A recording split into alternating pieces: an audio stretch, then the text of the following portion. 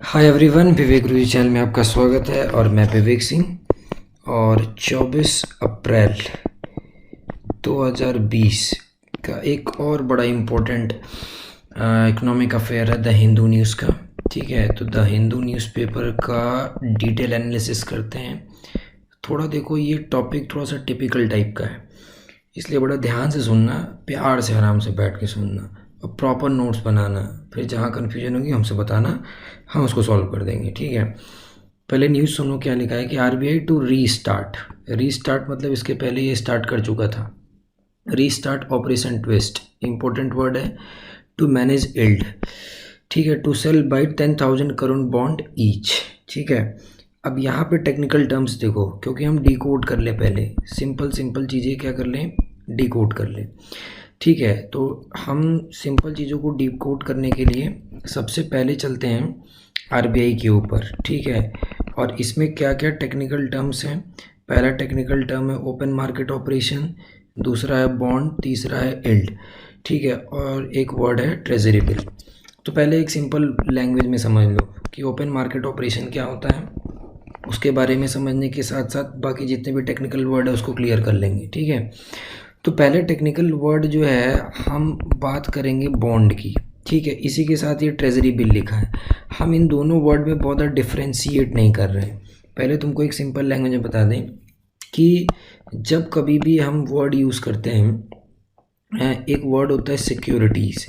ठीक है ना, उसी सिक्योरिटीज़ के टाइप में ये सारी चीज़ें आती हैं। इसी जो ये जो वर्ड मैंने लिखा है सिक्योरिटीज़, इसी सिक्योरिटी के टाइप में बॉन्ड भी है, इसी सिक्योरिटी के टाइप में ट्रेजरी बिल भी है।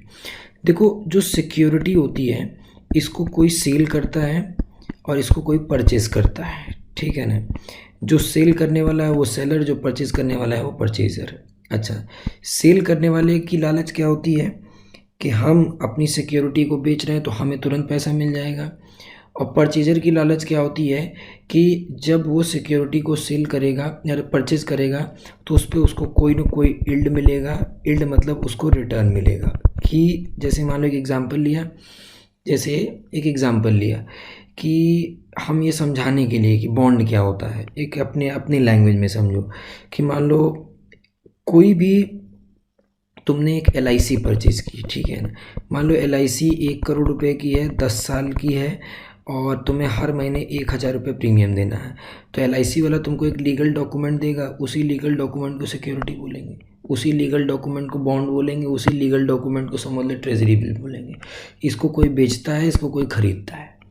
ठीक है ना, जो बेचने वाला है वो ये इस लालच में रहता है कि मुझे तुरंत पैसा मिल जाएगा, और ख़रीदने वाला इस पे रहता है कि वो जितने में ख़रीद रहा है उसको बाद में उसको बेचेगा तो उस पर उसको ज़्यादा रिटर्न मिलेगा। ठीक है, तो अब इसी रिस्क में ये पूरा गेम चलता है। ठीक है ना, तो अब हम एक पड़ाव को पार कर चुके हैं कि सिक्योरिटी, बॉन्ड, ट्रेजरी बिल सब एक ही वर्ड है। इसमें हाँ टेक्निकली बहुत सारा डिफरेंस है, और वो टेक्निकली डिफरेंस के लिए आपको BCom करना पड़ेगा, MCom करना पड़ेगा।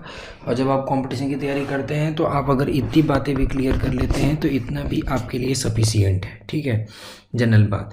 अब ये बात आती है कि ओपन मार्केट ऑपरेशन क्या होता है, तो उसके लिए हम सबसे पहले चलते हैं और उस टॉपिक का नाम है रिज़र्व बैंक ऑफ इंडिया।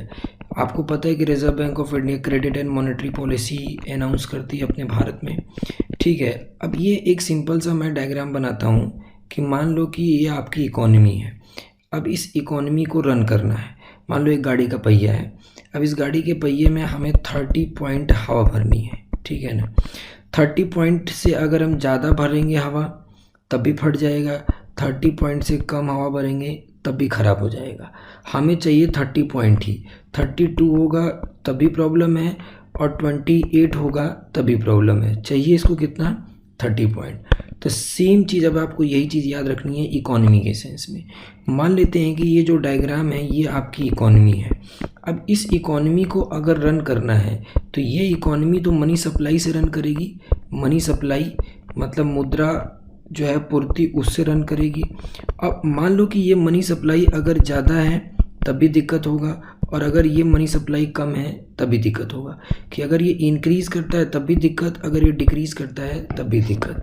तो ये ना इंक्रीज करे ना डिक्रीज करे, इसी के एडजस्टमेंट के लिए जो पॉलिसी बनती है, this is called credit and monetary policy. इसी को क्रेडिट एंड मॉनेटरी पॉलिसी कहते हैं। और इसी क्रेडिट एंड मॉनेटरी पॉलिसी को एडजस्ट करने के लिए आरबीआई के पास एक टूल होता है, और उस टूल का नाम होता है open market operation. Open market operation. अब देखो, ओपन मार्केट ऑपरेशन में आरबीआई क्या करती है कि ये गवर्नमेंट सिक्योरिटीज़ को ओपनली परचेज और सेल करती है। ठीक है, तो जब कभी भी reserve bank of India sell और परचेज करेगी गवर्नमेंट सिक्योरिटी को, तो जैसे मान लो एक एग्जांपल से समझा देता हूँ। मान लो कि रिजर्व बैंक ऑफ इंडिया है, ठीक है ना। अब उसने क्या किया कि पहले ये डेफिनेशन समझ लेना कि ओपनली ये गवर्नमेंट सिक्योरिटीज़ को सेल और क्या करती है, परचेज करती है। सेल परचेज क्यों करती है? ताकि मार्केट में मनी सप्लाई बना रहे, ना वो ज़्यादा हो ना वो कम हो। फिर से इसी टॉपिक पे आ जाना, ताकि मार्केट में मनी सप्लाई ना ज़्यादा हो ना वो क्या हो, कम हो। ज़्यादा होगा तब भी मार्केट पे एडवर्स इम्पैक्ट डालेगा, कम होगा तब भी मार्केट पे एडवर्स इम्पैक्ट डालेगा।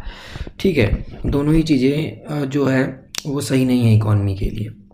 अब जैसे ओपन मार्केट ऑपरेशन में आरबीआई क्या करता है कि सिक्योरिटीज़ को बेचता और ख़रीदता है। मान लो कि आरबीआई ने क्या किया कि 10,000 करोड़ की सिक्योरिटी को बेच दिया, तो अब ये कोई 10,000 करोड़ रुपया पहले आरबीआई को देगा, तभी तो उससे सिक्योरिटी लेगा। अब वो जो खरीद रहा है उसकी ये लालच है कि हम 10,000 करोड़ में खरीद रहे हैं, कल को हमें इस पे बेचने पे फ़ायदा होगा, इसलिए वो खरीद रहा है। लेकिन तत्काल में 10,000 करोड़ रुपया तो आरबीआई के पास आ गया।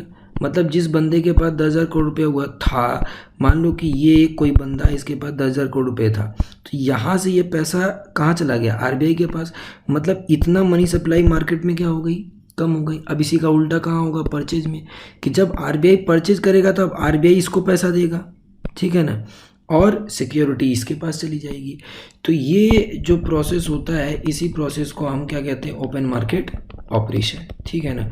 अब जितने भी मतलब इसके टेक्निकल टर्म्स थे, ठीक है, जितने भी टेक्निकल टर्म्स थे मैंने उनको एक्सप्लेन कर दिया है, ताकि क्योंकि देखो जब भी आप न्यूज़पेपर पढ़ रहे हो, वो भी हिंदू जैसा न्यूज़पेपर पढ़ रहे हैं, और मैंने आपको एक बात बोलनी है कि read the news not the newspaper, read the news not the newspaper. ठीक है, आपको न्यूज़पेपर नहीं पढ़ना, न्यूज़ पढ़नी है। जैसे मैं ये न्यूज़ निकाल रहा हूँ, अब एक छोटा सा देखो ये कटिंग पेस्ट है, अब इस छोटे से कटिंग पेस्ट में कितना इन्फॉर्मेशन निकल रहा है।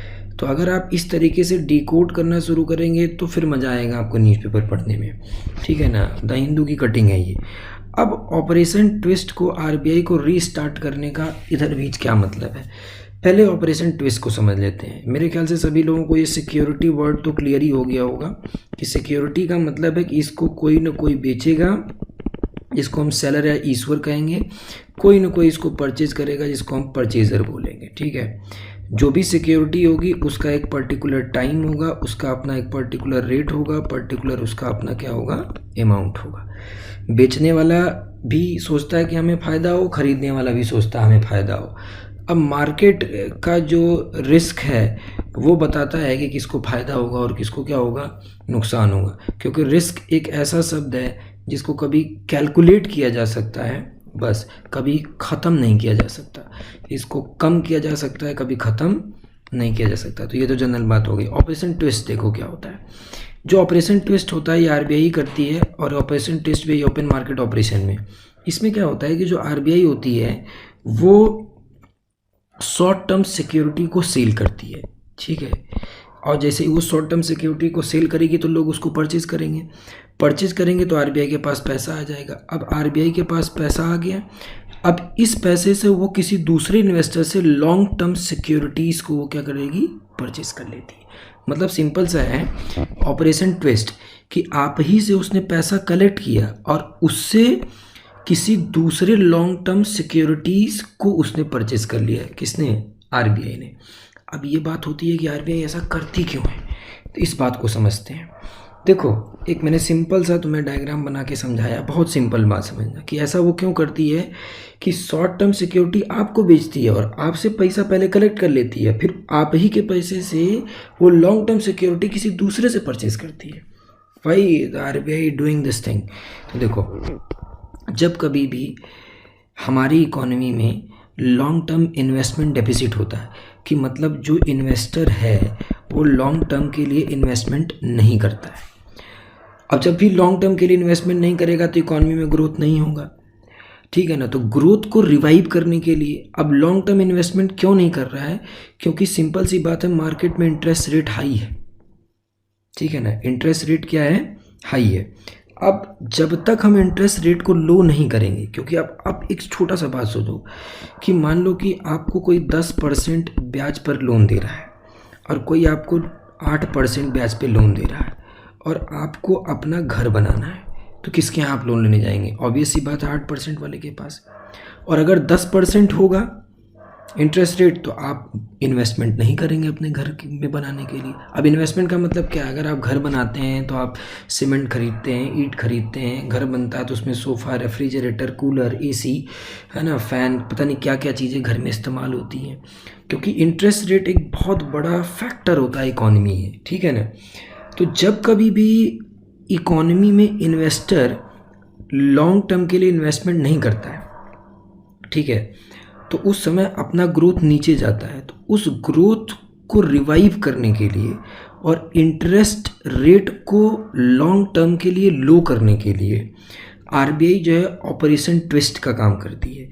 क्योंकि हमेशा याद रखना कि जो इंटरेस्ट रेट होता है वो यील्ड से डिसाइड होता है। यील्ड मतलब जिसको हम रिटर्न बोलते हैं, क्योंकि जब कभी भी इन्वेस्टमेंट कोई करेगा तो उस पर वो कोई ना कोई रिटर्न चाहेगा। मान लीजिए कि आपने कहीं इन्वेस्टमेंट किया, आपने रिलायंस कंपनी में इन्वेस्ट किया, तो आपने इन्वेस्ट क्यों किया? ताकि आपको रिटर्न मिले।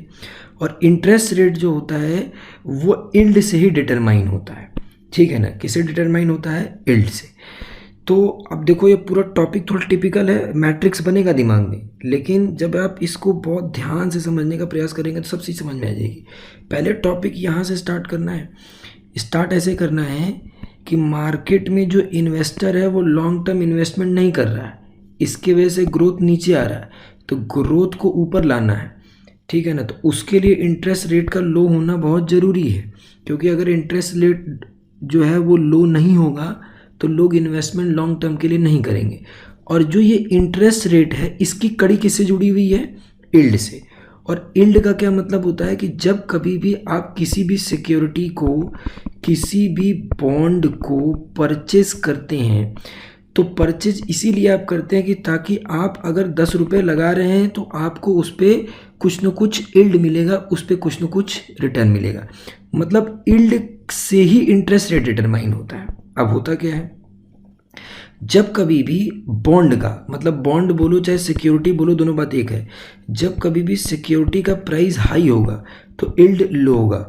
मतलब बॉन्ड के प्राइस और यील्ड के बीच में जो रिलेशन है वो इन्वर्स है, कि बॉन्ड का प्राइस हाई हुआ तो आपको रिटर्न क्या मिलेगा?